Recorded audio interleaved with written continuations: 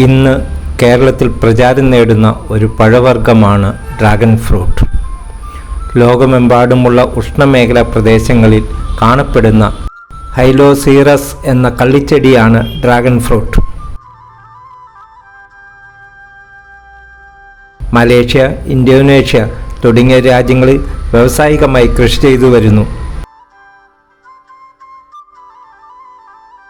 Dragon ഫ്രൂട്ടിൻ്റെ ഉള്ളിലെ മാംസളമായ ഭാഗമാണ് ഭക്ഷ്യയോഗ്യം. മധുരമോ പുളിയോ ഇല്ലാത്ത ഒരു തരം ചവർപ്പ് രസം. വെളുപ്പും ചുവപ്പുമായി 2 തരം പഴങ്ങളുണ്ട്. ഇതിലെ വിത്തുകൾ പാകി തൈകൾ ഉൽപ്പാദിപ്പിച്ചാൽ 5 വർഷം കഴിയുമ്പോൾ പുഷ്പിച്ചു തുടങ്ങും.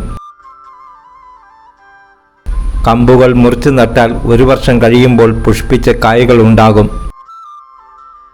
100 ഗ്രാം മുതൽ 700 ഗ്രാം വരെ തൂക്കമുള്ള പഴങ്ങളാണ് ലഭിക്കുക. 5 വർഷങ്ങൾക്ക് മുമ്പ് ഈരാറ്റുപേട്ട വല്യച്ചൻ മലയിൽ ജോഷി ജോസഫ് ആരംഭിച്ച ഡ്രാഗൺ ഫ്രൂട്ട് കൃഷി ഇന്ന് വിജയകരമാണ്. നിരവധി പോഷക ഗുണങ്ങളുള്ള ഇവയുടെ തൈകൾ ഉൽപ്പാദിപ്പിച്ച് ജോഷി ജോസഫ് ആവശ്യക്കാർക്ക് നൽകുന്നുണ്ട്. കംബോഡിയയിലും മലേഷ്യയിലും പല സ്ഥലങ്ങളിലും കണ്ടു ഡ്രാഗൺ ഫ്രൂട്ട് പ്ലാന്റ് ചെയ്തിരിക്കുന്നതാണ്, കൃഷിയായിട്ട് ചെയ്തിരിക്കുന്നത്. അപ്പോൾ അവിടുത്തെ കാലാവസ്ഥയും കുറിച്ചൊക്കെ ഒന്ന് സ്റ്റഡി ചെയ്തപ്പോഴത്തേക്കും അത് ശരിക്കും അവിടെ ഉണ്ടാവില്ല, നമ്മുടെ നാട്ടിലും ഇതുണ്ടാവണം എന്ന് ഞാൻ അന്ന് തന്നെ ഓർത്തു. അത് കഴിഞ്ഞിട്ട് ഇവിടെ വന്നിട്ട് 2 വർഷം മുമ്പ് ഡ്രാഗൺ ഫ്രൂട്ട് ഒരു 10-20 ചുവട് വെച്ച് പിടിപ്പിച്ചു. ഒരു തേക്കിൻ്റെ കുറ്റി മാന്തിയിട്ടിട്ട് അതിൻ്റെ ചുവട്ടിൽ ചാണകപ്പൊടിയും എല്ലുപൊടിയും ജൈവവളം മാത്രമേ ചേർത്തിട്ടുള്ളൂ. മണ്ണുമായിട്ട് ഇളക്കി അതിൻ്റെ അകത്ത് ഡ്രാഗൺ ഫ്രൂട്ടിൻ്റെ തണ്ട് നട്ട് തടിയോട് കൂട്ടി ചേർത്ത് കെട്ടിവെച്ചു. 1 മാസം കൊണ്ട് അത് വേര് പിടിച്ചു. ആ തടിയിലോട്ട് വേരിറങ്ങിയിട്ട് പതുക്കെ അത് മേളിലോട്ട് കയറി ഒരു ഓൾമോസ്റ്റ് 5 അടി ഹൈറ്റിലൊക്കെയാണ് തേക്കിൻ്റെ കാല് നാട്ടിയിട്ടിരുന്നത്. മേളിൽ വന്നു കഴിഞ്ഞിട്ട് അത് കുട പോലെ 4 വശത്തോട്ടും ഓരോരോ കൈവീശി കഴിഞ്ഞ് പിറ്റേ വർഷം, അതായത് കഴിഞ്ഞ വർഷം ജൂൺ മാസം ആയപ്പോഴത്തേക്കും അതിനകത്ത് ഭയങ്കര അത്ഭുതം. ഒരു ദിവസം ചെയ്തപ്പോഴത്തേക്കും ചെടിയാൽ പൂവ് ഇങ്ങനെ വിരിഞ്ഞ് നിൽക്കുന്നു. നമുക്ക് ഒരു ചെടിയാലല്ല, ചെറിയ ചെറിയ പൂ ഉണ്ടായതുപോലെ തന്നെ ചെറിയ മുട്ട് പോലെ കാപ്പിക്കുരുവിൻ്റെ മുഴുപ്പിൽ പലയിടത്തും ഉണ്ട്, പല ചെടിയിലും ഉണ്ട്. അന്നേരം ഞാൻ പിന്നെ ആ ഡേറ്റ് ഒന്ന് നോക്കിയപ്പോഴത്തേക്കും കറക്റ്റ് 45 ദിവസം കഴിഞ്ഞപ്പോഴത്തേക്കും ആദ്യം ഉണ്ടായ പൂ പഴമായി നല്ല ചുമല നിറത്തിൽ നല്ലതായിട്ട് പഴുത്തു.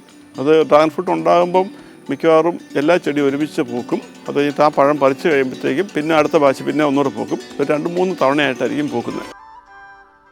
കൊറോണ പോലുള്ള വൈറസ് രോഗങ്ങളെ പ്രതിരോധിക്കാനുള്ള കരുത്ത് ശരീരത്തിന് ലഭിക്കുവാൻ ഡ്രാഗൺ ഫ്രൂട്ട് സഹായിക്കുന്നു.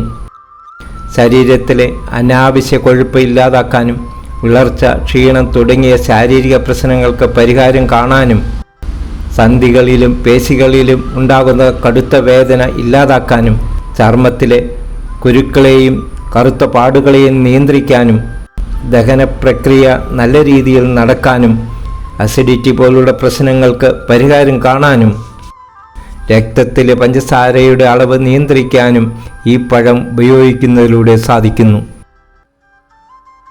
നല്ലപോലെ സൂര്യപ്രകാശം ലഭിക്കുന്ന സ്ഥലത്ത് പരിചരണങ്ങൾ ഒന്നുമില്ലാതെ വളർത്താൻ കഴിയുന്ന ഒരു പഴച്ചെടിയാണ് ഇത്.